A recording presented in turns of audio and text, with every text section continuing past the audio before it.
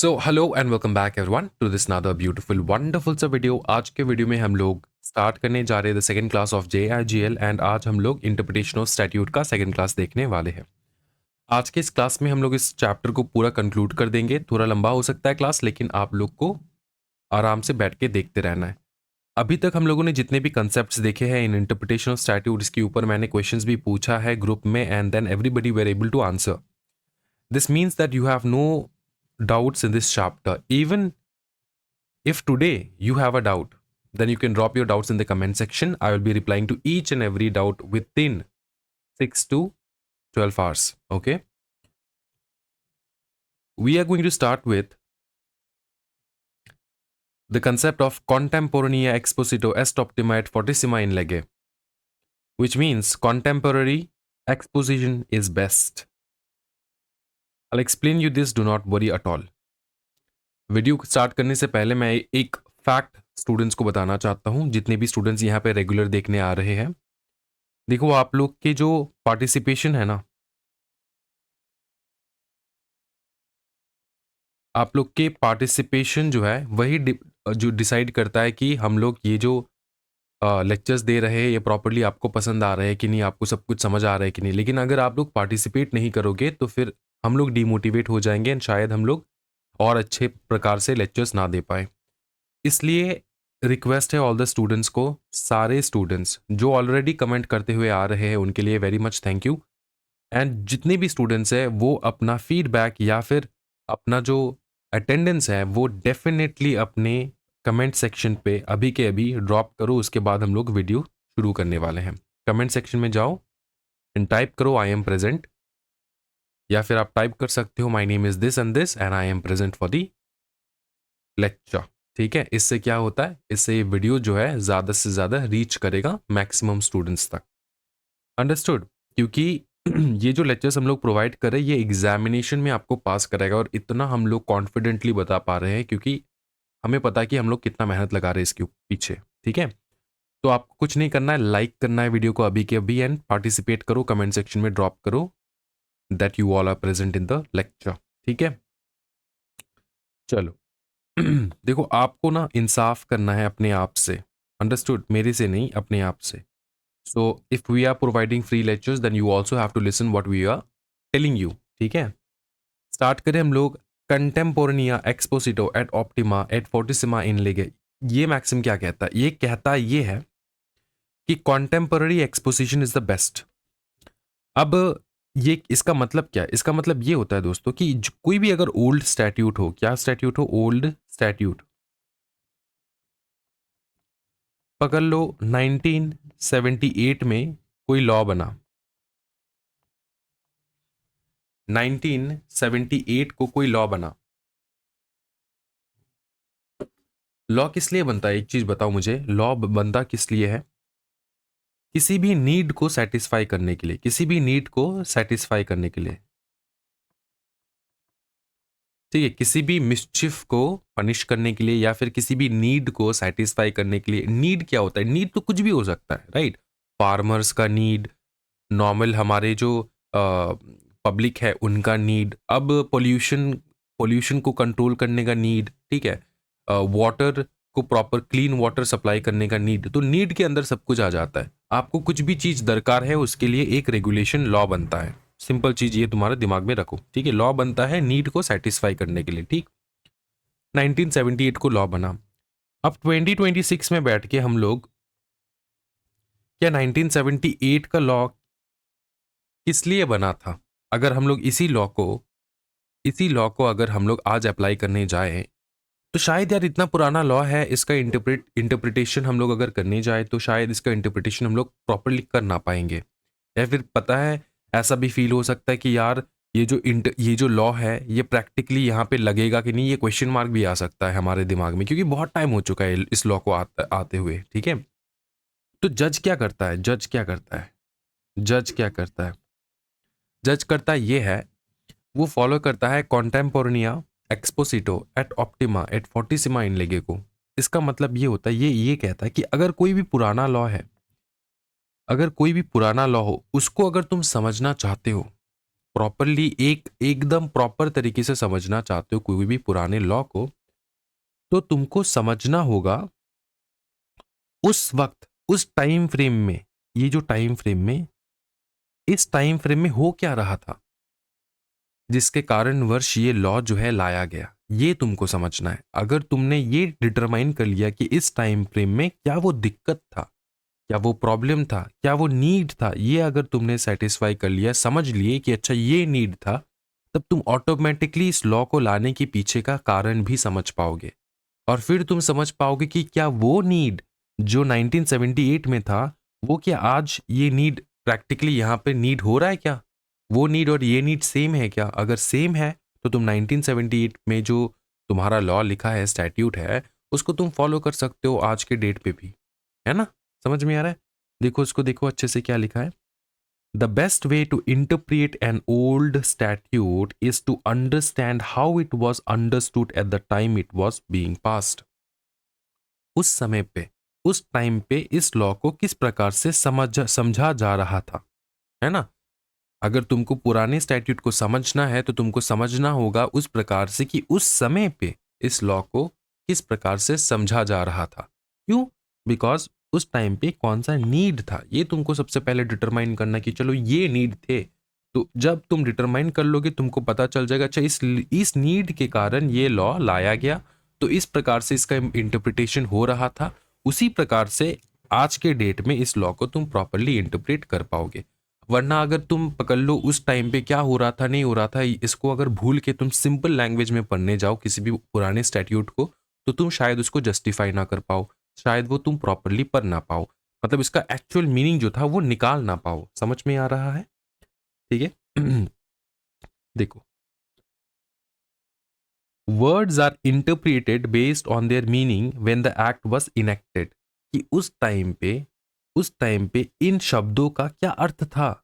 ये जो वर्ड्स लिखा गया है इस ओल्ड वाले लॉ में, उस टाइम पे इन शब्दों का क्या अर्थ था, उस टाइम पे इन शब्दों का क्या अर्थ था। टाइम टू टाइम शब्दों के अर्थ जो है वो चेंज होते हैं दोस्तों। समझ में आ रहा है? Okay, based on their meaning when the act was enacted। अब देखो, usage and interpretation bye officials and legal professionals of that time can be evidence, कि वो लोग किस प्रकार से इसको यूज कर रहे थे, किस प्रकार से इंटरप्रेट कर रहे थे ऑफिशियल्स, वो तुमको डिटरमाइन करना है।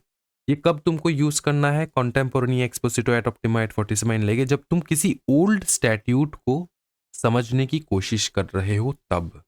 ठीक समझ में आ रहा है? तुम आज के डेफिनेशंस को ओल्ड स्टैट्यूट के ऊपर लगा नहीं पाओगे, आज के डेफिनेशन पे को ओल्ड स्टैट्यूट के ऊपर लगा नहीं पाओगे। क्या ये समझ में आ रहा है? चलो, नॉसिटर एसोसिस देखते हैं हम लोग। अच्छा, लिमिटेशन क्या है सर? लिमिटेशन लिमिटेशन मतलब दिक्कत क्या था इसमें? If the statute meaning is clear today, this rules doesn't apply even if it was miss interpreted for years. ठीक है, कि अगर अगर पकड़ लो, पहले जो है ना, इस लॉ को मिस इंटरप्रिटेशन किया जा रहा था। समझ में आ रहा है? मिस इंटरप्रिटेशन किया किया जा रहा था, इस लॉ को पहले से मिस इंटरप्रिटेशन किया जा रहा था। तो if the statute meaning is clear, आज अगर पकड़ लो मीनिंग क्लियर हो जाए, मिस इंटरप्रिटेशन ठीक हो जाए, जज द्वारा प्रॉपरली इंटरप्रिटेशन हो जाए, तो ये रूल आज के डेट पे अप्लाई नहीं होगा। क्यों नहीं होगा? क्योंकि पहले से इसका मिस इंटरप्रिटेशन हो रहा था, इसमें कुछ रिफॉर्म वगैरह लाया जाएगा। क्या ये समझ में आ रहा है? सॉरी। ओके, नॉसिटर असोसिस, नॉसिटर असोसिस का मतलब होता है known by its association, known by its association. जैसे हम लोग पेरेंट्स लोग कहते हैं ना, अपने दोस्तों को ध्यान से चूज करो, and it is very very applicable. ठीक है, दोस्तों को बहुत ध्यान से चूज करना होता है, क्योंकि तुम्हारे जो इर्द गिर्द लोग हैं, तुम्हारे जो इर्द गिर्द लोग हैं, उससे तुम्हारा पहचान बनता है, उससे तुम्हारा पहचान बनता है। Known, this guy is known by its associates, bye its associates. क्या ये समझ में आ रहा है? अच्छा, ये प्रैक्टिकली हम लोग यहाँ पे कैसे लागू करेंगे? फॉर एग्जाम्पल के तौर पे तुमको समझाता हूँ। अगर मैंने तुमको लिस्ट दिया, एक लिस्ट दिया, ठीक है, लिस्ट में लिखा मैंने गंभीर, ठीक है, कोहली, माही, सचिन, युवराज,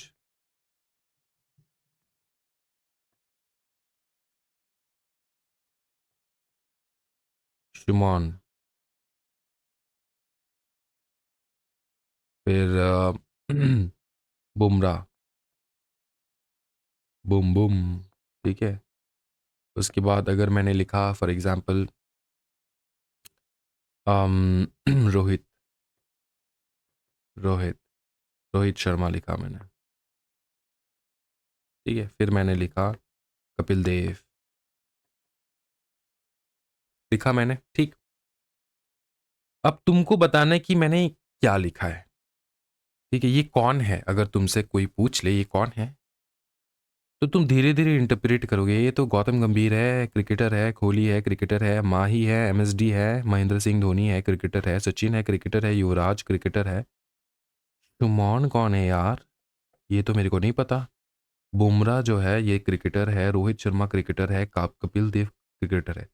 तो जब तुम लिस्ट पढ़ रहे हो, इस लिस्ट में सबका नाम तुमको पता है, एक जो है इंसान तुमको पता नहीं कि ये कौन है, ये कौन है तुमको नहीं पता। तो इसको पता करने का सबसे इजी तरीका क्या है, नोसिटर रिसोर्सेस, मतलब नोन बाइस एसोसिएट्स, मतलब इसके इर्द गिर्द देखो कौन है। क्रिकेटर्स है तो ये भी तो भाई क्रिकेटर ही होगा, ये ये जो है ये क्रिकेटर होगा ना, ये पकोड़ा बेचने वाला नहीं होगा, ठीक है। ये कौन होगा, क्रिकेटर। अचानक से कोई दूसरे प्रोफेशन से, ये एक चार्टर्ड अकाउंटेंट, ये एक कंपनी सेक्रेटरी, ये एक कॉस्ट अकाउंटेंट, ऐसा तो उनका नाम तो हम लोग नहीं ऐड करेंगे यहाँ पे, है ना, क्योंकि ये एक पूरा लिस्ट है। अंडरस्टूड। तो अगर कुछ समझ में ना आ पाए एक पर्टिकुलर चीज को लेकर, तो उसके इर्द गिर्द देखो, इसके इर्द गिर्द कौन है। तो this is known by its associates, human is known by its associates. अगर कोई किसी को नहीं पता ये कौन है, तो इसके एसोसिएट्स द्वारा हम लोग पता कर पाएंगे एसोसिएट्स कौन है, ये है, ये है, ये है, तो ये सारे क्रिकेटर्स है, तो शायद ये भी क्रिकेटर ही होंगे। इसी प्रकार से इंटरप्रिटेशन का स्किल होता है, जिसको कहा जाता है नॉसिटर रिसोर्सेस नोन बाय इट्स एसोसिएट्स। देखो, the meaning of a doubtful word can be understood from the words accompanying it, ठीक है। डाउट है इस पे, इसके ऊपर, इसका मीनिंग समझने के लिए उसके आसपास जो accompanying वर्ड्स है उसका मीनिंग समझो, तो ये ऑटोमेटिकली समझ में आ जाएगा। when words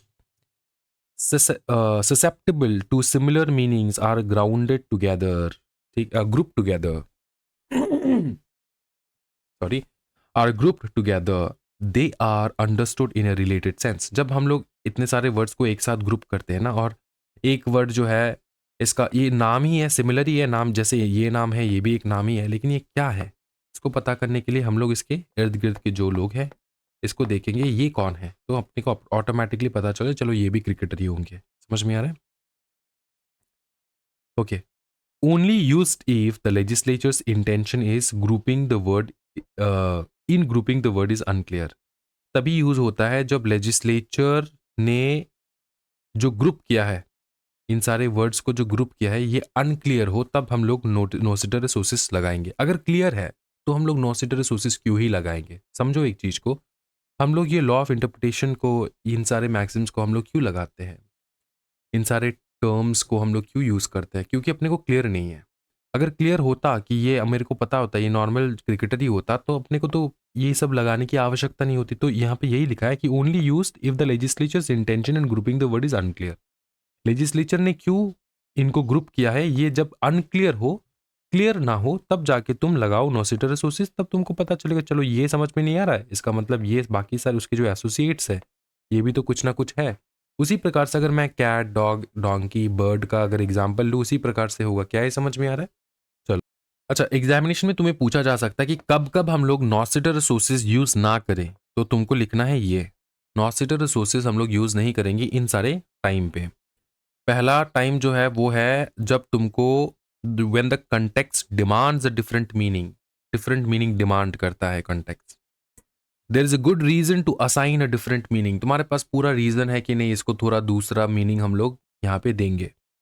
it causes injustice और absurdity, जब तुम इस वर्ड को बाकी के साथ कंपेयर करोगे तो थोड़ा absurdity तुमको लग रहा है, देखने में absurdity, सुनने में absurdity फील हो रहा है, तो उस वक्त different circumstances are being addressed, the word is used in a different context। अगर इस वर्ड को डिफरेंट अलग ही कॉन्टेक्स्ट में यूज किया गया हो तो तुमको इसको मिलाना नहीं है बाकी सारे वर्ड्स के साथ। तो ये तुमको एग्जामिनेशन में लिखना है कि कब कब नॉसिटर रिसोर्सेस फील होगा कि भैया लगना चाहिए लेकिन तुम लगा नहीं सकते इस वक्त। ठीक, चलो। अच्छा एक है स्ट्रिक्ट एंड लिबरल कंस्ट्रक्शन। क्या बताओ? Strict and liberal construction. चलो, एक है स्ट्रिक्ट कंस्ट्रक्शन, दूसरा है लिबरल कंस्ट्रक्शन, जिसको कहा जाता है बेनिफिशियल कंस्ट्रक्शन। थोड़ा लिबरल होने के लिए बोलता है ना सब लोग, यार तुम तो एकदम लिबरल नहीं हो। इसका मतलब क्या होता है, अर्थ क्या होता है, लिबरल वर्ड का अर्थ क्या होता है? हाँ जी, ये जो वर्ड है लिबरल, इसका पता है, इसका अलग अलग मीनिंग है। नॉर्मली ना इसका लिबरल वर्ड का अलग अलग मीनिंग होता है डिपेंडिंग अपॉन किस कॉन्टेक्स्ट में तुम बात कर रहे हो। अगर तुम बात कर रहे हो पॉलिटिक्स के बारे में, अगर तुम पॉलिटिक्स के बारे में बात कर रहे हो तो लिबरल वर्ड का मीनिंग होता है फेवरिंग प्रोग्रेस, प्रोग्रेस को फेवर करना, इंडिविजुअल राइट्स के बारे में बात करना, रिफॉर्म्स के बारे में बात करना। ठीक है, पॉलिटिक्स के हिसाब से। अंडरस्टूड? हाँ जी। लिबरल का तुम्हारा ऑपोजिट अगर तुम पूछो कि ऑपोजिट क्या है, तो वो है कंजर्वेटिव होना। ठीक है, कंजर्वेटिव, तुम बहुत कंजर्वेटिव हो, समझ में आ रहा है? तो उसका ऑपोजिट वर्ड होगा, लिबरल का ऑपोजिटिव वर्ड होगा कंजर्वेटिव। अंडरस्टूड? लिबरल थोड़ा ओपन एंड फ्री। अंडरस्टूड? अगर क्वांटिटी के हिसाब से तुम बोलो कि क्वांटिटी के हिसाब से लिबरल वर्ड का मतलब क्या होता है, मतलब बहुत ज़्यादा, generous amount, large amount, plentiful. समझ में आ रहा है? इसी का ऑपोजिट में अगर तुम बोलो तो टाइनी, ठीक है, स्मॉल, लिटिल, ये तुम बोल सकते हो। माइंडसेट के बारे में अगर तुम बोलो कि माइंडसेट के हिसाब से तुम्हारा लिबरल का मतलब क्या होता है, वो उसका मतलब होता है open to ideas, flexible, flexible रहना, थोड़ा लिबरल रहना, थोड़ा फ्लेक्सिबल रहना, सब कुछ बर्दाश्त करना। समझ में आ रहा है? थोड़ा ओपन रहना, थोड़ा फ्लेक्सिबल रहना। एंड अगर इसका माइंडसेट के हिसाब से अगर हम लोग इसके ऑपोजिट को देखें तो होना रिगिड, रिगिड हो जाना। ठीक है, मतलब एकदम strong, not flexible at all, जो तुम विश्वास कर रहे हो वही। समझ में आ रहा है? तो ये होता है तुम्हारा लिबरल का मतलब। अगर इंटरप्रिटेशन के जो हम लोग कर रहे हैं, इंटरप्रिटेशन ऑफ स्टैट्यूट कर रहे हैं ना, इंटरप्रिटेशन के लेंस से अगर देखो तो इसका मतलब होता है ब्रॉड और लूज। क्या बताओ? ब्रॉड और लूज, तुमको यहाँ पे मिल जाएगा वर्ड, ब्रॉडली, ब्रॉड या फिर थोड़ा लूजली। अंडरस्टूड? एंड इंटरप्रिटेशन के माध्यम से हम लोग, इसी के ऑपोजिट होता है स्ट्रिक्ट। क्या होता है बताओ? स्ट्रिक्ट। तो ऑपोजिट याद रखना, लिबरल के ऑपोजिट है तुम्हारा स्ट्रिक्ट, इसलिए ये वर्सेस जो है यहाँ पे होगा, स्ट्रिक्ट वर्सेस लिबरल कंस्ट्रक्शन। समझ में आ रहा है? एंड को हटा के स्ट्रिक्ट वर्सेस लिबरल कंस्ट्रक्शन। तो इंटरप्रिटेशन की भाषा से अगर मैं बोलूं, लिबरल का मतलब होता है थोड़ा ब्रॉड, थोड़ा खुला, थोड़ा लूज। ठीक है, लूज प्रकार से इंटरप्रिएट करना, ज्यादा स्ट्रिक्ट इंटरप्रिटेशन ना करना। ठीक है, एंड उसी के ऑपोजिट में आता है स्ट्रिक्ट इंटरप्रिटेशन, जो मतलब स्ट्रिक्टली इंटरप्रिटेट करने के लिए कहता है। ठीक है, पढ़ेंगे हम लोग अच्छे से।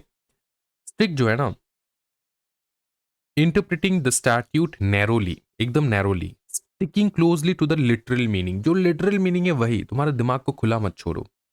often or often used for penal statutes, penal statutes के साथ often यूज किया जाता है। पेनल टैक्स लॉ, ये सारा इसमें ना यूज किया जाता है। ठीक है, यहाँ पे देखो टैक्सिंग, टैक्सिंग स्टैट्यूट, ये क्यों है मैं तुमको समझाता हूँ। देखो, बाकी के जो नॉर्मल जनरल लॉ बनते हैं ना, उसको तो ये मीनिंग, वो मीनिंग, ये मीनिंग हो सकता है, लेकिन जो पेनल्टी लॉस वाले होते हैं, पेनल्टी, पेनल्टी लगाना तुम्हारे ऊपर, या फिर तुम्हारा टैक्सेशन का लॉ होता है, वो एकदम स्ट्रिक्ट होता है, वो एकदम खुला छूट नहीं होता कि तुम ये भी मान सकते हो, वो भी मान सकते हो। इसलिए टैक्सेशन वैसे पढ़ना ईजी है, टैक्सेशन सबसे ईजी सब्जेक्ट होता है। अंडरस्टूड? क्यों ईजी होता है? क्योंकि ये एकदम स्ट्रिक्टली तुम लिख पाओगे, जो है वही तुमको याद करना है, बस याद ही करना है टैक्सेशन के ऊपर किसका क्या चीज है। अंडरस्टूड? तो taxation is very easy. Taxation penalty को तुम ब्रॉडली, लिबरली तुम इसको पढ़ नहीं पाओगे, एकदम खुला लूज नहीं। अगर टैक्सेशन या फिर पेनल्टी ने पेनल्टी वाले प्रोविजंस में बोला है ए इक्वल्स टू 1, तो ए इक्वल्स टू 1 ही होगा। इसका मतलब बी नॉट इक्वल्स टू 1 नहीं हो सकता। ए इक्वल्स टू 1 मतलब ए इक्वल्स टू 1। इसका मतलब ये नहीं कि बी नॉट इक्वल्स टू 1, लेकिन अगर नॉर्मल जनरल लॉ में तुम पढ़ोगे ए इक्वल्स टू 1, इसका मतलब ये भी हो सकता है कि अगर ए इक्वल्स टू 1 है, इसका मतलब 1 is not equal to B. ऐसा भी तुम मतलब थोड़ा खुला रख सकते हो ना, लूज रख सकते हो इंटरप्रिटेशन को।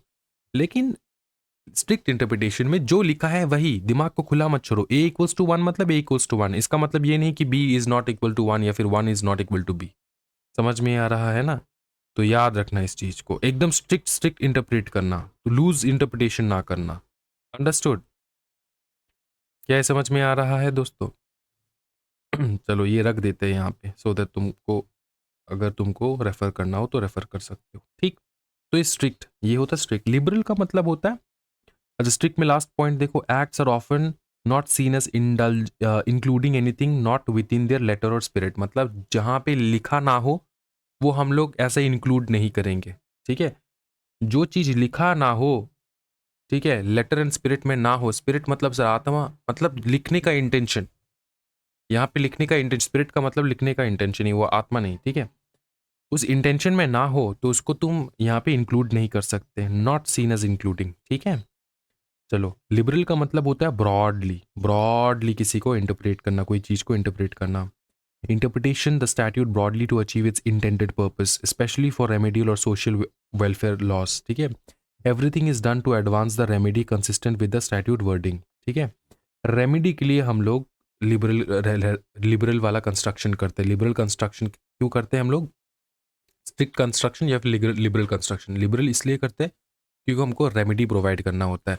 अब देखो दुनिया में बहुत सारे प्रॉब्लम है, एक एक कारण के एक कोई केस जो है, एक केस केस से रिलेटेड हजार प्रॉब्लम निकल सकता है, ठीक है? हजार तरीके से प्रॉब्लम डेवलप हो सकता है।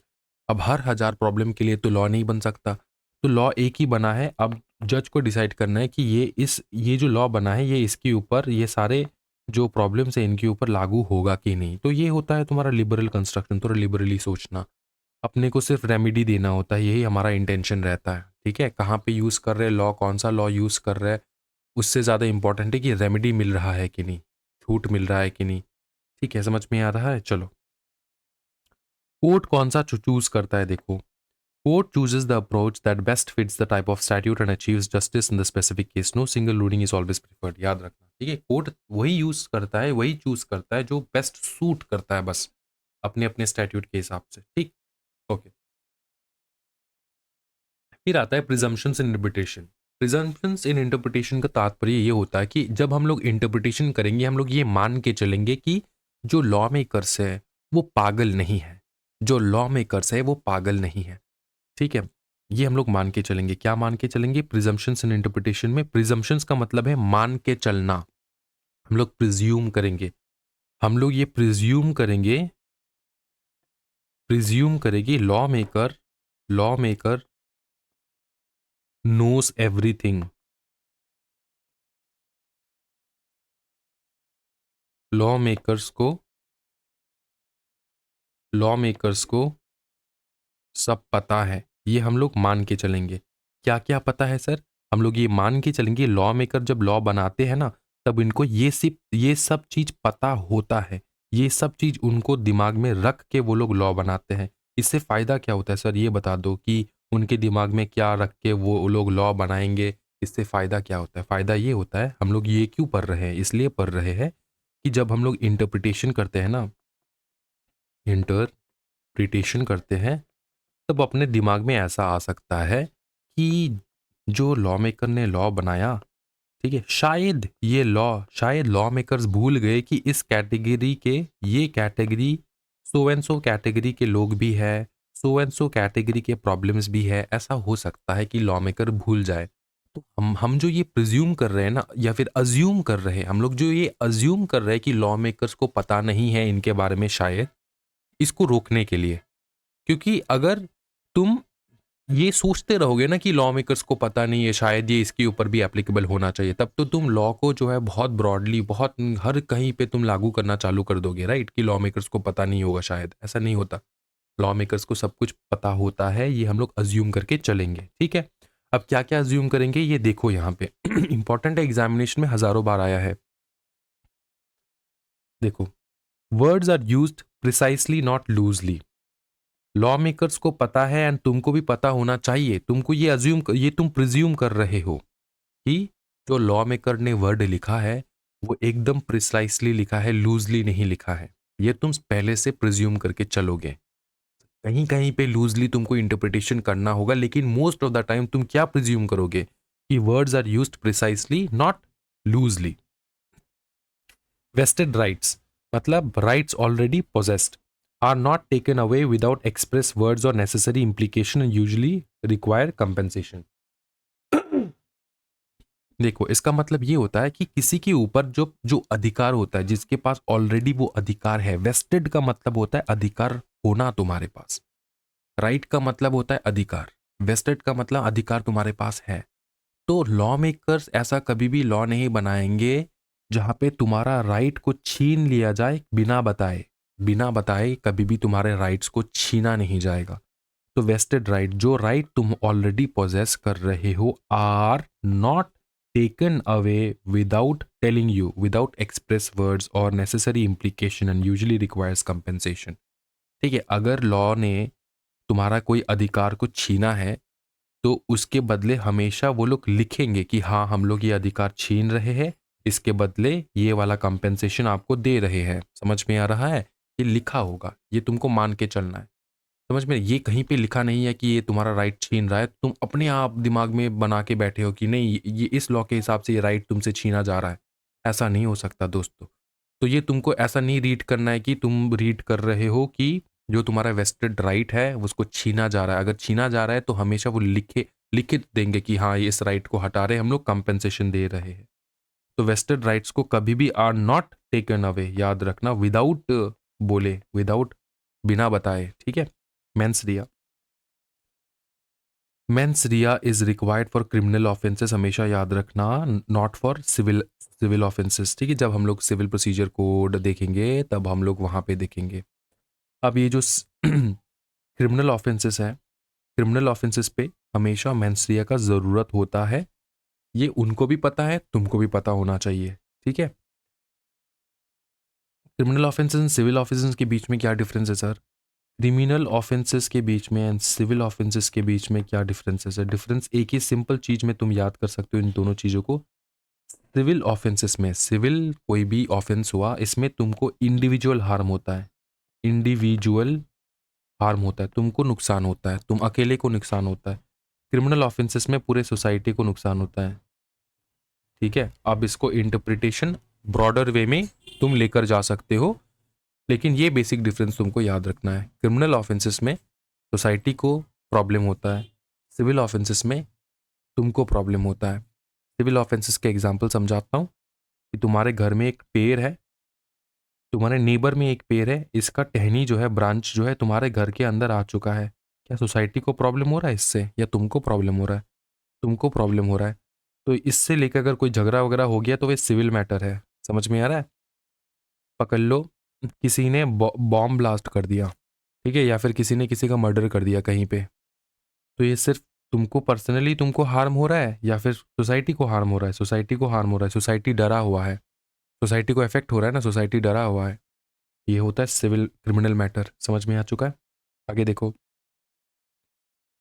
The state crown is not bound by statute unless expressly mentioned. अब एक क्राउन क्यों लिखा है? क्योंकि हम लोग अभी भी पुराने ब्रिटिश एरा में अभी भी है हम लोग। स्टेट का मतलब तुमको पता है कि स्टेट, हम लोग स्टेट मतलब कंट्री होता है। ठीक है, स्टेट। क्राउन लिखा है क्योंकि पहले तो आज़ादी के पहले हम इसको क्राउन ही कहा जाता था, अंपायर को क्राउन ही कहा जाता था। चलो, अब स्टेट या फिर क्राउन जो है is not bound by statute unless expressly mentioned. State क्या स्टैट्यूट के कंट्रोल में आएगा? क्या लॉ स्टेट के रिगार्डिंग लिखा गया है? कंट्री के रिगार्डिंग, कंट्री को जो चला रहे हैं उनके रिगार्डिंग लिखा गया है? अगर लिखा गया है तो एक्सप्रेसली मेंशन्ड होगा। बिना मेंशन्ड है तो इसका मतलब कंट्री के ऊपर, मतलब जो चला रहे हैं देश को, उनके ऊपर, ठीक है, डिपार्टमेंट्स के ऊपर, उनके ऊपर, स्टेट के ऊपर ये लागू नहीं होता। क्या ये समझ में आ रहा है? फिर देखो, statute don't intend to violate principles of international law. ये तुमको मान के चलना है कि जो हम लोग लॉ बनाते हैं ना, वो कभी भी इंटरनेशनल लॉ को तार तार करने के लिए, वायोलेट करने के लिए नहीं बनाया जाता। फिर देखो, legislature knows the existing law of the existing state of the law. इसका मतलब ये कि जो लेजिस्लेचर लिख रहे हैं लॉ, लॉ मेकर्स है जो लिख रहे हैं लॉ को, सॉरी, जो लेजिस्लेचर लिख रहे हैं लॉ को, एग्जिस्टिंग ठीक है, लॉ को लिख रहे, उनको एग्जिस्टिंग लॉ के बारे में पता है, ये तुमको प्रिज्यूम करके चलना है। फिर legislature doesn't change existing law unless stated explicitly. Legislature existing law को चेंज नहीं करेगा until and unless they mention it. अगर मेंशन किया उन्होंने, एक्सप्लिसिटली रिटन मेंशन किया कि हाँ हम लोग चेंज कर रहे, तो चेंज होगा। एवं तुम सोच नहीं सकते कि नहीं नहीं चेंज हो रहा है, ऐसा नहीं, ठीक। Legislature knows the practice of executive and judiciary, ठीक है, एग्जीक्यूटिव एंड जुडिशरी की प्रैक्टिस के बारे में लेजिस्लेचर को पता है, जो लॉ मेकर्स लॉ बनाते हैं।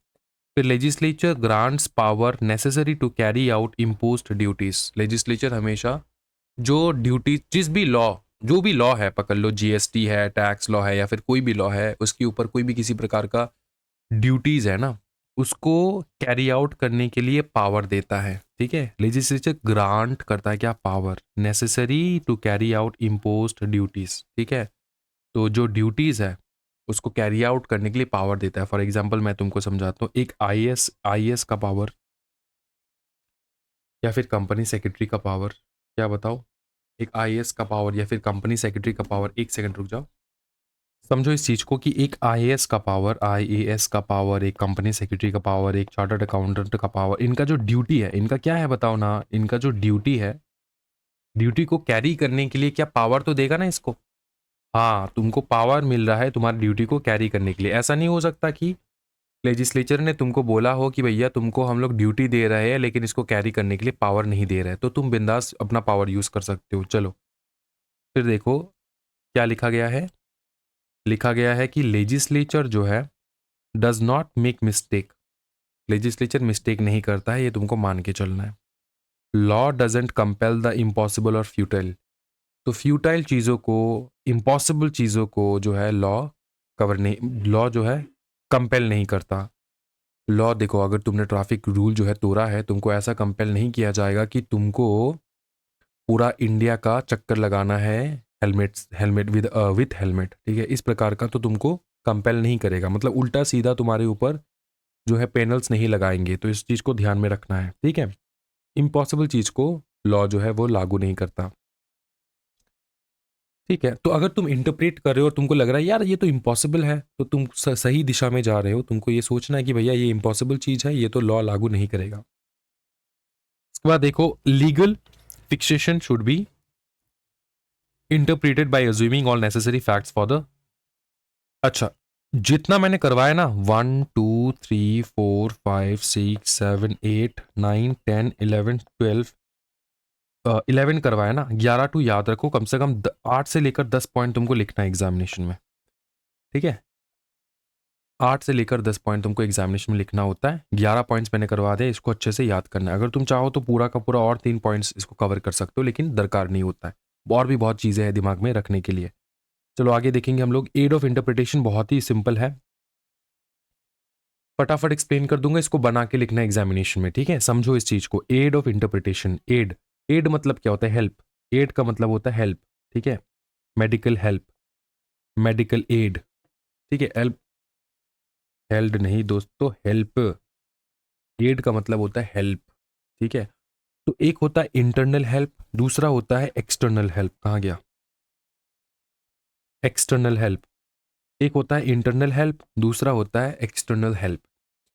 तुमको इंटरप्रिटेशन करने में कौन मदद करता है? जब तुम चैप्टर पढ़ते हो जनरल मीटिंग या फिर इंटरप्रिटेशन ऑफ स्टैट्यूट, क्या चैप्टर के टाइटल को देख के तुमको समझ में आ जाता है क्या हम लोग पढ़ने जा रहे हैं? आंसर है यस। तो तुमको इंटरप्रिटेशन करने में कौन मदद करता है? टाइटल मदद करता है। उसके बाद है प्रियम्बल।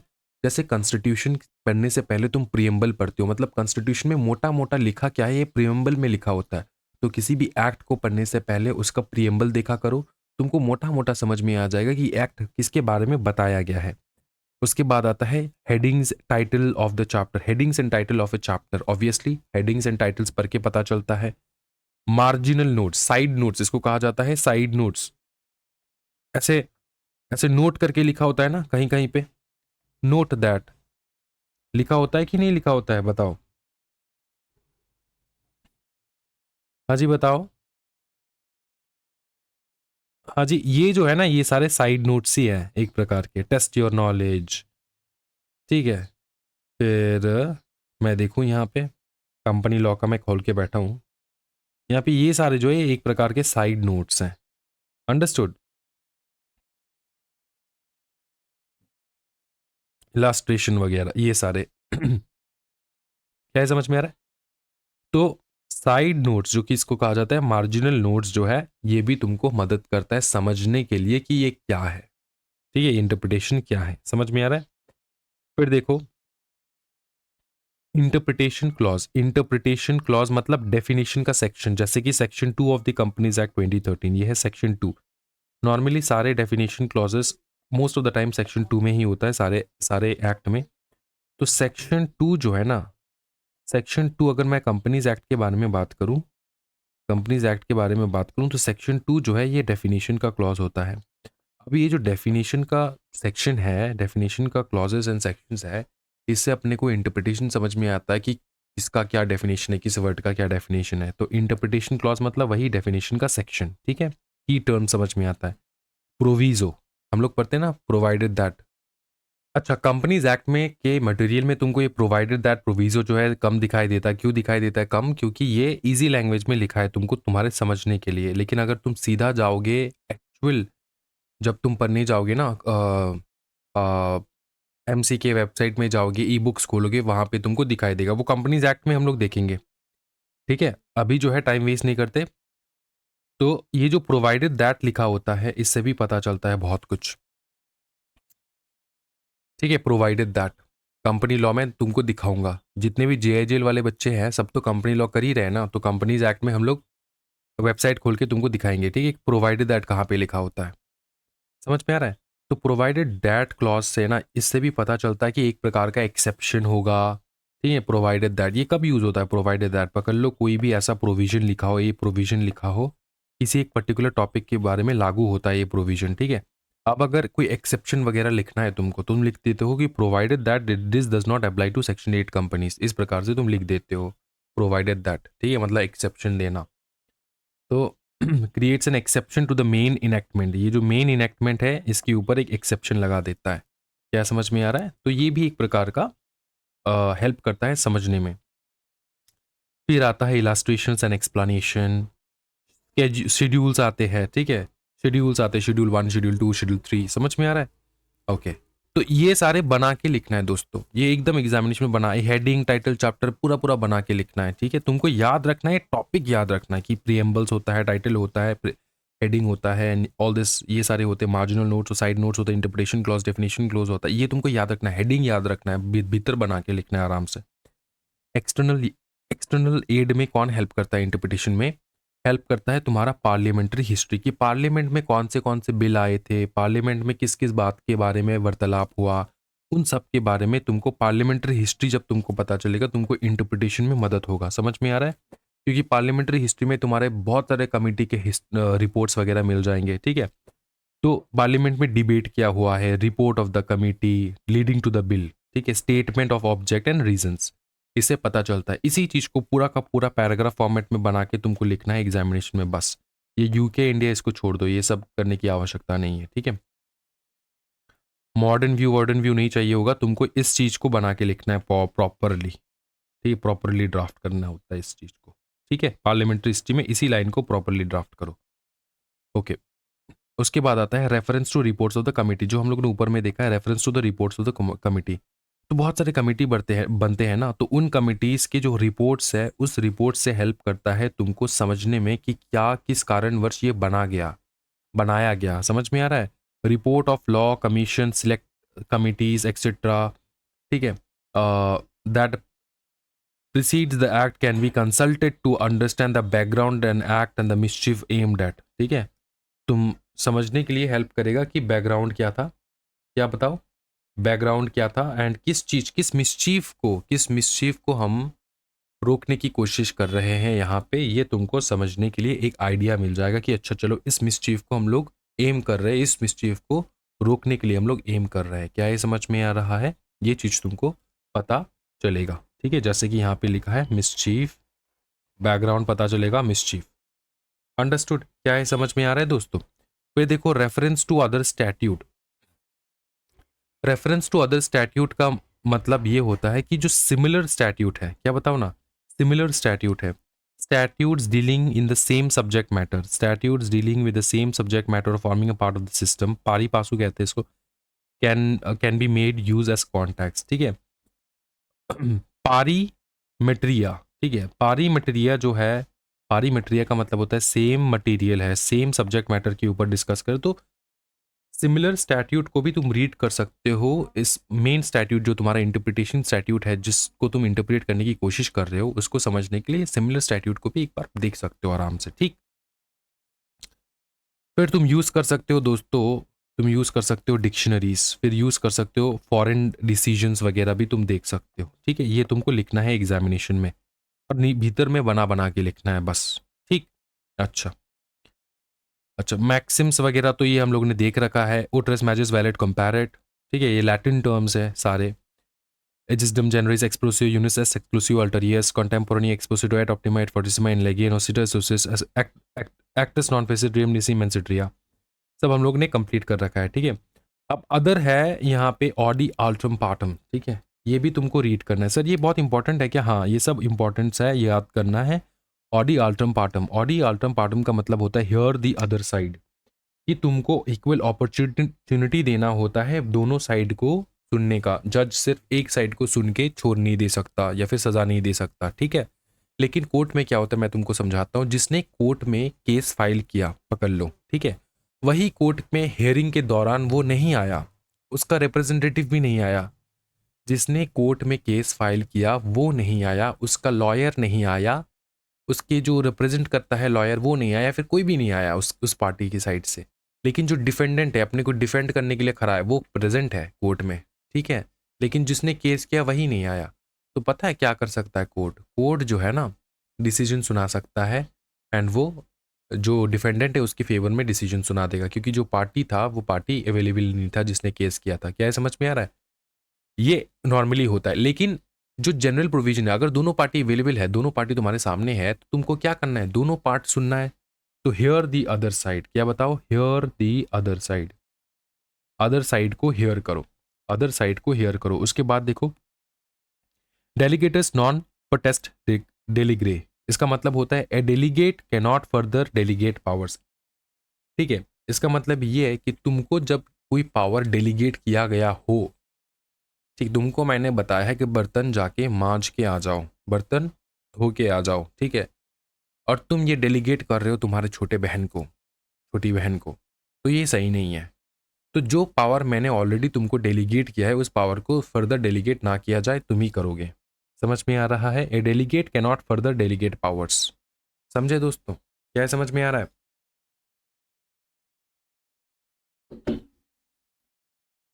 फिर देखो, नेक्स्ट आता है हमारा जनरलिया स्पेशल बस नॉन डेरोगेंट। इसका मतलब अर्थ सर, इसका मतलब ये कि जनरल थिंग्स, जनरलिया समझ में आ रहा है? जनरल थिंग्स, जेनिलिया नहीं है, जेनिलिया नहीं है, जेनेरलिया, याद रखना, जेनिलिया नहीं है, जेनिलिया एक्ट्रेस नहीं है, ये जनरली, जनरलिया मतलब जनरली, जिसको हम लोग कहते हैं। General things do not derogate from special things, ठीक है। Special law prevails over general law, discussed later. तो general things do not derogate from special things, इस बात का ध्यान रखना। इसका मतलब क्या होता है कि general things do not derogate from special things. इसका मतलब सिंपल चीज ये होता है ना दोस्तों, कि ये जो जनरल लॉ होते हैं ना, जनरल लॉ बनता है, क्या बनता है? जनरल लॉज बनते हैं। ये डेरोगेट नहीं करता स्पेशल लॉस को। सिंपल चीज तुमको ये रखना है, ये रखना है कि special law prevails over general law. समझ में आ रहा है? जनरल लॉ के ऊपर स्पेशल लॉ का प्रिवेल हो जाता है। क्या ये समझ में आ रहा है? पकड़, जनरली पकड़ लो, जनरली, जनरली, जनरली क्या होता है? सारे कंपनीज के ऊपर कंपनीज एक्ट लगता है। कंपनीज एक्ट है मम्मी, ठीक। अब जो इंश्योरेंस कंपनीज है, जो बैंकिंग कंपनी है, इंश्योरेंस कंपनी है, बैंकिंग कंपनी है, सेक्शन 8 कंपनी है, क्या इनके ऊपर स्पेशल लॉ बनाया गया है? आंसर है यस, इनके ऊपर स्पेशल अलग अलग प्रोविजंस बनाए गए हैं, स्पेशल लॉ बनाया गया है। तो इंश्योरेंस लॉ के ऊपर, इंश्योरेंस के ऊपर स्पेशल लॉ बनाया गया, बैंकिंग के ऊपर स्पेशल, सेक्शन 8 के ऊपर स्पेशल। पकड़ लो इनके ऊपर, इंश्योरेंस, बैंकिंग, सेक्शन 8 के ऊपर जो लॉ बनाया गया है, ठीक है, वो सेम लॉ लिखा है कंपनीज एक्ट में, लेकिन अलग लिखा है। तो तुम कौन सा फॉलो करोगे? तुम फॉलो करोगे स्पेशल वाला लॉ जो इनके लिए स्पेसिफिकली बनाया गया है। अगर अगर स्पेशल लॉ में कुछ भी ना लिखा हो तब तुम कंपनीज एक्ट फॉलो करो, वरना स्पेशल लॉ जो बनाया गया है हमेशा स्पेशल लॉ फॉलो करना है। किसी भी स्पेशल सब्जेक्ट के ऊपर स्पेशल लॉ बनाया गया तो उसको फॉलो करना है, उसके बाद जनरल जो कंपनीज एक्ट है उसको फॉलो करना है। ठीक, दोनों अगर दोनों दोनों में प्रोविजन अगर है तो किसको ऊपर किसको फॉलो करना है? तुमको फॉलो करना है स्पेशल वाला। Special law prevails over the general law, याद रखियो। ठीक है। इग्नोरेंशिया लेजिस निमिनम एक्सक्यूसेट, इसका मतलब होता है ignorance of the law excuses no one. कोई फॉरेनर आया है इंडिया में, उसको इंडिया के लॉ नहीं पता, उसको पता नहीं है कि लेफ्ट साइड में तुमको ड्राइव करना होता है। ठीक है, वो राइट साइड में कर रहा है क्योंकि फॉरेन में राइट साइड में होता है, राइट साइड में कर रहा है। तो क्योंकि तुम इग्नोरेंट थे, इसका मतलब लॉ तुमको एक्सक्यूज नहीं करेगा, तुम्हारा भी चालान काटा जाएगा। समझ में आ रहा है? तुम्हारा भी चालान काटा जाएगा क्योंकि तुम इग्नोरेंट है। Ignorance of the law excuses no one. ठीक है, अगर लॉ को इग्नोर कर रहे हो तुम तो ये कि कोई किसी को एक्सक्यूज नहीं मिलेगा इस चीज को लेकर। ठीक है, फिर आता है लेक्स नॉन कोगेट एट इम्पॉसिबिलिया। ठीक है, इम्पॉसिबिलिया, याद रखियो इस चीज को। थोड़ा फर्स्ट टाइम पढ़ने में तुमको थोड़ा दिक्कत होगा लेकिन धीरे धीरे आ जाएगा। The law does not compel the impossible, ये हम लोगों ने पढ़ रखा है। रेस जुडिकाटा हम लोग पढ़ेंगे, रेस जुडिकाटा पढ़ेंगे हम लोग आगे जाके। ठीक है, यहाँ पे नहीं है रेस जुडिकाटा, ये हम लोग जब सिविल एंड क्रिमिनल्स पढ़ेंगे वहाँ पे तुमको पता चलेगा। स्टेयर डिसाइज पढ़ेंगे हम लोग, स्टेयर डिसाइज हम लोग सोर्सेज ऑफ लॉ में पढ़ेंगे। फिर उबी जस ईबी रेमिडियम, इसका मतलब होता है where there is a right there is a remedy, जहाँ पे राइट है वहाँ पे रेमेडी होगा। वॉलंटी नॉन फिट इंजूरिया, मतलब damage suffered by consent is not cause of action. अगर तुमने कंसेंट दिया है और तुमको डैमेज सफर हुआ हो तो कॉज ऑफ एक्शन यहाँ पे नहीं अराइज होगा। जैसे कि बंजी जंपिंग करते हैं ना लोग, बंजी जंपिंग में वो लोग साइन कर लेते हैं, जब साइन कर लेते इसका मतलब तुमने अग्री किया है कि तुम्हारे साथ कोई डैमेज अगर हो गया तो केस नहीं हो पाएगा, तो तुम्हारे ऊपर केस नहीं होता है। क्या ये समझ में आ रहा है? अच्छा, ये दो बता दो ना सर। रेस जुडिकाटा मतलब a matter already judged can not be री एजिटेटेड, समझाता हूँ। उसके बाद स्टेट डिसाइज मतलब स्टैंड बाय डिसीजन केसेस। ये एक है सोर्सेज ऑफ लॉ का, दूसरा तुम्हारा सिविल एंड क्रिमिनल्स में तुमको देखने को मिल जाएगा। ठीक है, ये इसका मतलब क्या होता है, नॉर्मली क्या मतलब होता है तुमको समझाता हूँ। देखो, अ मैटर ऑलरेडी जज्ड, क्या बताओ? अ मैटर ऑलरेडी जज्ड, कोई भी मैटर जिसका जजमेंट आ चुका है, क्या बताओ वो केस तुम दोबारा फाइल कर सकते हो? आंसर है हाँ सर, कर सकते हैं। नहीं, नहीं कर सकते। जिस केस को तुमने ऑलरेडी फाइल कर रखा है उस केस को तुम दोबारा फाइल नहीं कर सकते। जिस केस के ऊपर जजमेंट आ चुका है उस सेम केस के ऊपर तुम दोबारा फाइल नहीं कर सकते। तुम कर सकते हो अपील एंड रिवीजन, तुम अपील करोगे। डिस्ट्रिक्ट कोर्ट में जजमेंट दिया, पसंद नहीं आया, तुम जाओगे हाई कोर्ट। हाई कोर्ट में डिसीजन सुनाया, तुमको पसंद नहीं आएगा, तुम जाओगे सुप्रीम कोर्ट ऑफ इंडिया। उसके बाद तुम कहीं नहीं जा सकते। ठीक है, तो ये अपील, ऊपर में अपील एंड रिवीजन जो है ये पॉसिबल होता है। लेकिन बार बार एक ही केस को डिस्ट्रिक्ट कोर्ट में जजमेंट सुनाया, तुमने फिर से डिस्ट्रिक्ट कोर्ट चले गए, सेम केस लेकर, सेम केस रजिस्टर करके चले गए, ऐसा नहीं हो सकता। ठीक है, ध्यान रख सकते हो, कोई टेंशन वाली तो बात नहीं है। चलो, स्टैंड बाय डिसीजन केसेस, इसका मतलब प्रेसिडेंट स्टेयर डिसाइज का मतलब होता है कि पकड़ लो पास्ट में सिमिलर केसेस से रिलेटेड, सेम टू सेम केसेस से रिलेटेड जजमेंट आ चुका है। क्या आ चुका है? जजमेंट आ चुका है। तो अभी अगर सेम फ्यूचर में भी जो सेम केस आएगा ना, उसके ऊपर न्यू जजमेंट मत पास करो।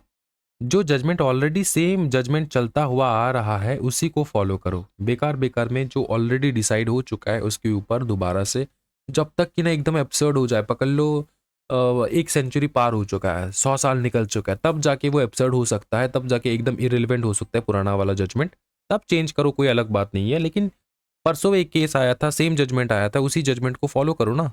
सिमिलर केसेस में उसी जजमेंट को फॉलो करो, सिंपल चीज ही होता है।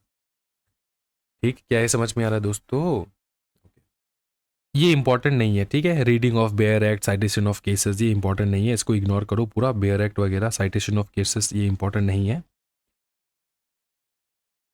ठीक है। सीधा इधर आ जाओ। Use and may, use of may and shall. देखो ये इंपॉर्टेंट क्यों नहीं है, तुम कहोगे सर ये स्किप कर रहे हो आप। देखो ये इंपॉर्टेंट इसलिए नहीं है, तुमको बताया जा रहा है कि बेयर एक्ट पढ़ा कैसे जाता है। ऑलरेडी हम लोग कंपनीज एक्ट पढ़ रहे हैं, ठीक है। तो तुमको सारा नियम पता है। नियम नहीं पता है तो पढ़ते पढ़ते पता चल जाएगा। समझ में आ रहा है? तो यहाँ पे ये होमवर्क है, ये वाला टॉपिक होमवर्क है। घर में बैठ के नॉर्मल रीड करो, चाय पीते पीते या फिर कॉफी पीते पीते या फिर दूध पीते पीते, ठीक है। ये पढ़ो, नॉर्मल पढ़ो। साइटेशन ऑफ कोर्ट केस का मतलब क्या होता है? साइटेशन होता है, तुमको पता नहीं, जब भी हम लोग कोई प्रोविजन पढ़ते नीचे में केस लॉ दिया होता है, तो वो जो केस लॉ दिया होता है ना, वो किसी particular high court supreme court का केस रहता है। वो साइटेशन तुमको समझाने के लिए कि क्या जजमेंट आया था, वही होता है साइटेशन ऑफ केसेस, ठीक है। A reference to a report court, a reported court decision, court का डिसीजंस का रेफरेंस देना, वही होता है साइटेशन ऑफ केसेस, ठीक है। चलो, उसके बाद आता है हमारा prospective and retrospective operations. Prospective and retrospective operation, simple चीज देखो। प्रोस्पेक्टिव मतलब the law applies only to events or actions occurring after the law comes into effect. Retrospective मतलब the law applies to event or action that occurred before the law came into effect. याद रखियो, क्या ये समझ में आ रहा है? प्रोस्पेक्टिव मतलब फ्यूचर में जो आने वाला है, इवेंट घटने वाला है, उसके ऊपर लॉ बनाना, ठीक है, उसके ऊपर लॉ लागू करना। रेट्रोस्पेक्टिव मतलब जो पास्ट में घट चुका है उसके ऊपर भी लॉ को अप्लाई कर देना, ठीक है, पास्ट प्रेजेंट दोनों। ये है रेट्रोस्पेक्टिव इफेक्ट, ये है प्रोस्पेक्टिव इफेक्ट, ठीक। ओके ओके, चलो, ये है लुकिंग बैकवर्ड, ये है लुकिंग फॉरवर्ड, ठीक। चलो आगे देखो। Use may and shall, simple way में समझाता हूँ। कभी कभार ऐसा होता है कि जो मे है, इसको तुमको लिखा होता है मे, लेकिन तुमको पढ़ने के टाइम पे इसको पढ़ना होता है शेल के जैसा। मे एंड शेल में डिफरेंस क्या है? मे का मतलब होता है हो भी सकता है, नहीं भी हो सकता है, probability, yes no. I may go to school tomorrow, मतलब जा भी सकता हूँ, नहीं भी जा सकता हूँ। I may take a class this evening, ले भी सकता हूँ, ना भी ले सकूँ। शेल मतलब क्या होता है? मैंडेटरी हो जाता है। I shall go to school tomorrow, I shall take a class this evening, तो ये मैंडेटरी हो जाता है। तो कभी कभार कहीं कहीं कहीं कहीं कहीं पे तुमको दिखेगा मे लिखा है, उसको तुमको पढ़ना होता है एज शेल। तुमको उस मे को जो है ना, इसका पावर देना, शेल का पावर देना होता है मे को। कभी कभार शेल लिखा होता है, वहां पे तुमको मे का पावर देना होता है, ठीक है। Use of may and shall, क्या है समझ में? सर एग्जाम्पल दो, वरना दिमाग के ऊपर से जाएगा। देख समझ, कंपनीज एक्ट में लिखा है, अ कंपनी, अ कंपनी में बी फॉर्म्ड, ठीक है, फॉर लीगल पर्पसेस।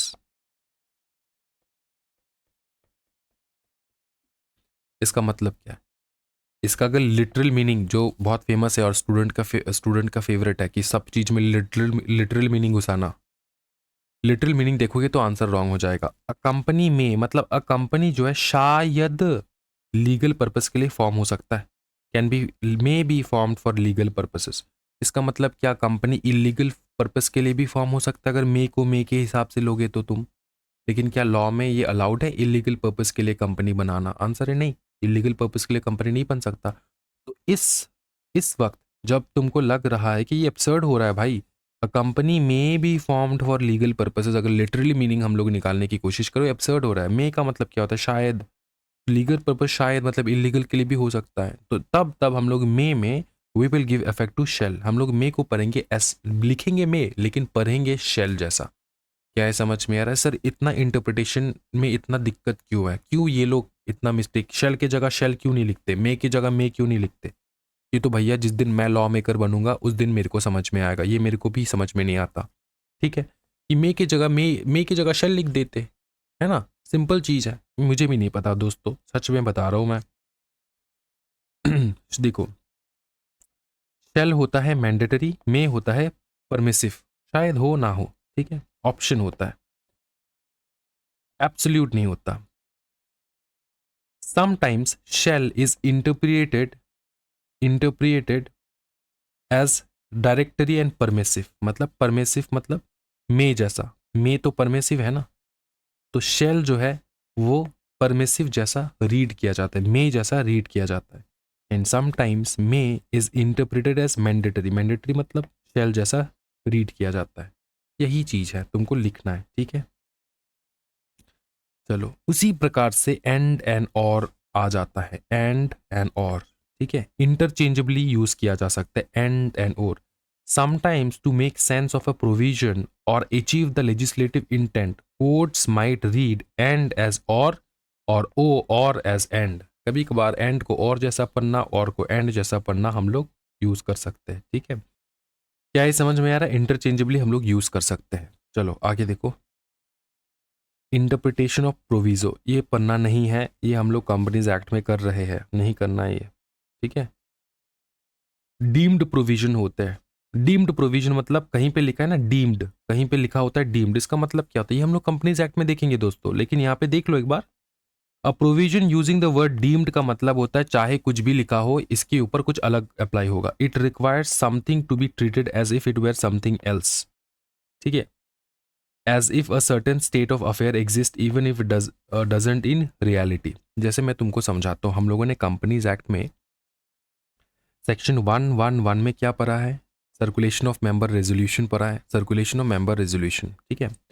वहां पे लिखा है अगर कोई न्यू मैटर तुमको स्प्रेड करना है, न्यू मैटर के ऊपर डिस्कस करना है, तो तुमको कम से कम 6 वीक पहले, 6 वीक पहले तुमको नोटिस भेजना होता है, ठीक है। कंपनी को नोटिस भेजना होता है 6 वीक पहले।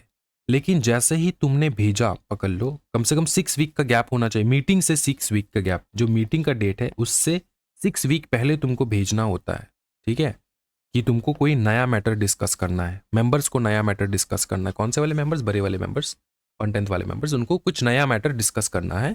तो वो लोग क्या करेंगे, 6 वीक पहले, जब मीटिंग का डेट होगा 6 वीक पहले, वो लोग एक जो है रेजोल्यूशन, नया रेजोल्यूशन पास करने के लिए वो लोग रिक्वेस्ट करेंगे, सर्कुलेशन के लिए कंपनी के पास भेजेंगे रजिस्टर्ड ऑफिस में। अब पकड़ लो कंपनी को जिस दिन मिला, ठीक है, जिस दिन ये न्यू रेजोल्यूशन मिला, और कंपनी ने क्या किया, कंपनी ने मिलने के 2 दिन बाद ही नोटिस भेज दिया कि 21 डेज में मीटिंग होना है।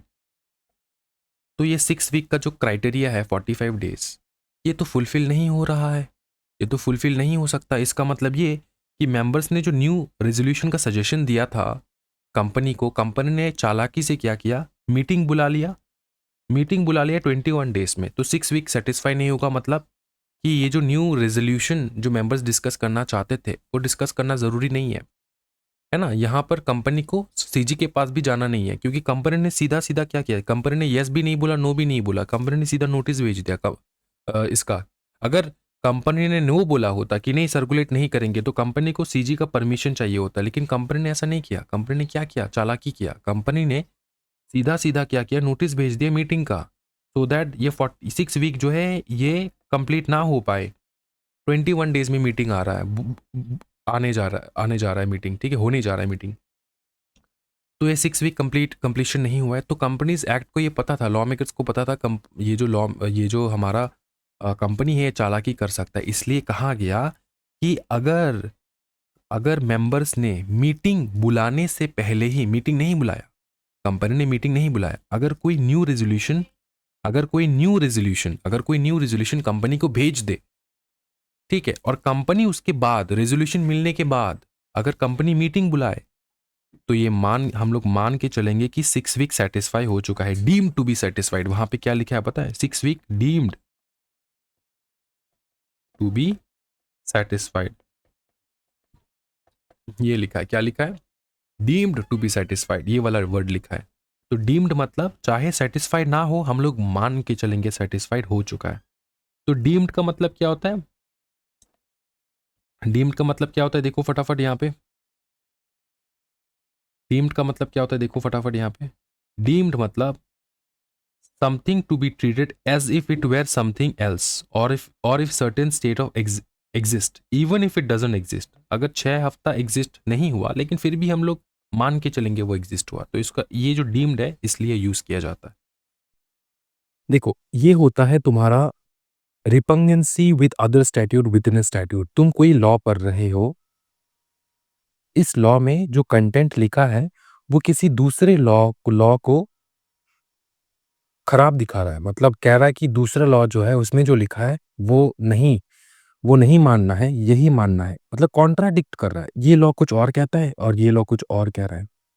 तो तुमको रिकंसाइल करना है दोनों के बीच में, कन्फ्लिक्टिंग को जैसे हार्मोनियस कंस्ट्रक्शन हम लोग करते हैं, वही तुमको यूज़ करना है। बस सिंपल चीज़ है ये।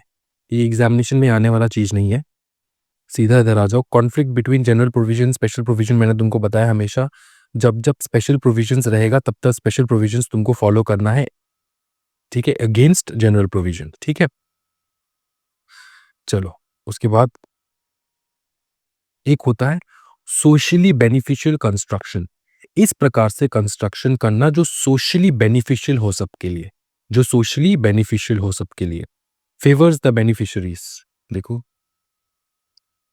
फेवर्स द बेनिफिशियर्स, लिबरल हो थोड़ा, favours the beneficiary, social welfare legislation, ठीक है, applies to social welfare legislations and all.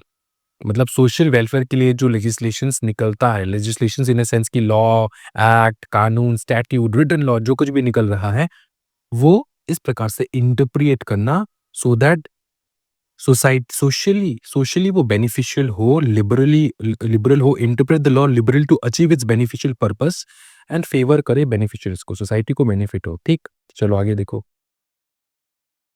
ये है प्रोसीजरल लॉ, जो कि है criminal civil procedure code, criminal procedure law, ठीक है, जो कि अभी नया बन चुका है, भारतीय नागरिक सुरक्षा संहिता, ठीक है, and all this.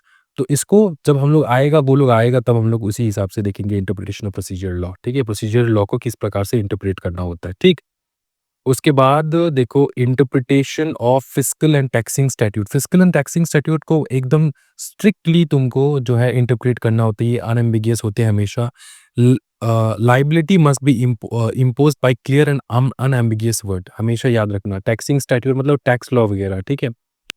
Taxation is by the word, taxation is by the letter of the law, not by interference analogy or suppose spirit of the law. Supposed spirit नहीं होना चाहिए, मतलब ऐसा, मतलब डाउट नहीं होना चाहिए कि क्या लिखा है, ये भी हो सकता है, वो भी हो सकता है। ये एकदम स्ट्रिक्ट रहता है हमेशा, ठीक है।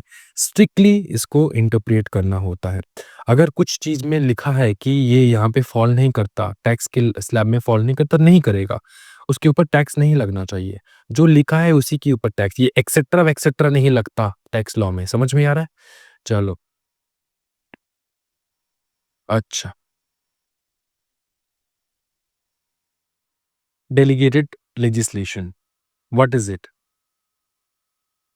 Law made by bodies other than legislature, जैसे कि गवर्नमेंट के department, SEBI, under powers delegated to them by a primary act, जो कि पेरेंट एक्ट होता है। ओके, इसको समझाता हूँ मैं। पहले ये देखो,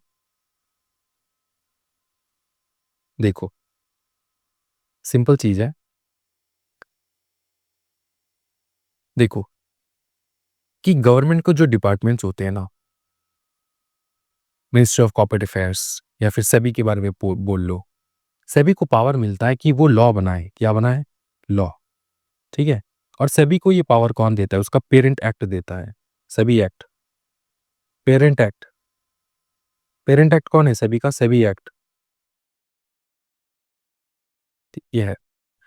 अब इसके अंडर जो सेबी को पावर मिला है, सेबी तो एक डिपार्टमेंट ही है ना गवर्नमेंट का, और सेबी ने जो भी तुम्हारा लॉ बनाया है, लॉ बना रहा है, ठीक है, जो कि इस एक्ट में लिखा नहीं है, एक्ट में लॉ लॉ लिखा नहीं है, ये बनाना पड़ता है टाइम टू टाइम। इसका ड्यूटी ही है सेबी का लॉ बनाना। चलो बनाया, ये जो लॉ है ना, ये पेरेंट एक्ट के साथ कॉन्फ्लिक्ट नहीं करना चाहिए। सेबी एक्ट में जो बताया है उसी के अकॉर्डिंग ये लॉ होना चाहिए, पेरेंट एक्ट के साथ कॉन्फ्लिक्ट नहीं होना चाहिए, ठीक है। देखो कहा गया, यहाँ पे देखो, must conform to the provisions of the parent act, parent act के साथ must not conflict with the constitution or other primary law, primary law के साथ कन्फ्लिक्ट नहीं होना चाहिए, पेरेंट एक्ट के अगेंस्ट नहीं जाना चाहिए, ठीक है। Must be made following the prescribed procedure, SEBI उसी प्रकार से लॉ बनाएगा जिस हिसाब से सेबी एक्ट सेबी को पावर देता है। Generally subject to principles of natural justice if affecting rights, किसी के अधिकार को अगर अफेक्ट कर रहा है इस लॉ से, तो नेचुरल जस्टिस के हिसाब से जो है ये देखा जाए, ये लॉज बनते हैं, ठीक है। नेचुरल जस्टिस, ये आपको सोर्सेस ऑफ लॉ में देखने को मिलेगा, ठीक है। मस्ट बी इंट्रा वायरस, मतलब with in the power, power के अंदर, सेबी के पास जितना पावर है उसके अंदर ही वो लॉ बनाएगा। वो ऐसा लॉ नहीं बना सकता कि कल पाकिस्तान के ऊपर युद्ध करेंगे चलो, इस प्रकार का वो डायरेक्शन वगैरह नहीं दे सकता। जितना उसके पास पावर है उसके हिसाब से वो काम करेगा। इंट्रा वायरस याद रखना, ठीक है? क्या ये समझ में आ रहा है?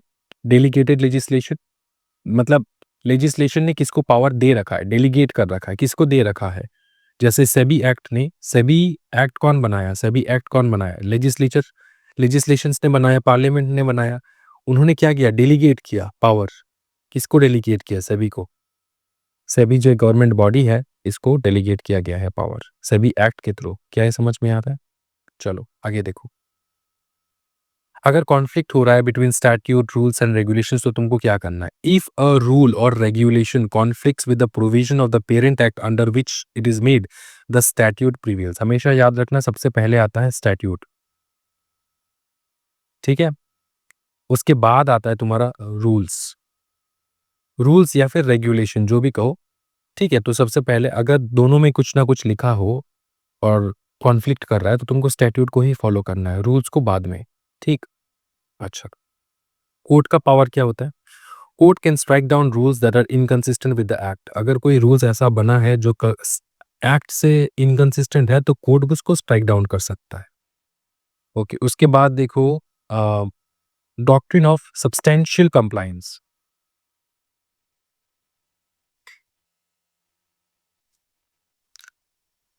डॉक्ट्रिन ऑफ सब्सटेंशियल कंप्लायंस क्या होता है? Good faith effort. आइडिया क्या है?